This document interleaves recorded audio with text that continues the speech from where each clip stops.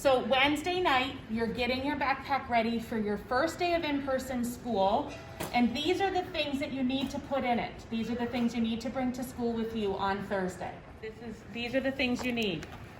Charged Chromebook and charger, headphones or earbuds, pencils and pens, preferably in a case. We can't share. Extra mask or two. Remember, not gaiters or bandanas. Be prepared to go outside, so you might want to bring a hat and an extra layer and maybe sunblock or a towel to sit on. You need a water bottle because the water fountains are not available. They're only to fill your water bottles.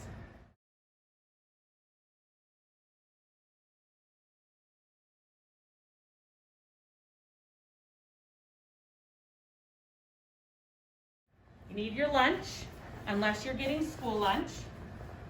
You need your algebra notebook. You need your science bag, the most recent one that has candles. You need your science notebook, which is the small composition book. You need your books. Long Way Down stamped, and if you still have Anne Frank or A Step from Heaven. Your civics notebook, your whiteboard markers, and a set of colored pencils or markers, whichever one went home. And then put it all in your backpack. There it is, and you're ready to go.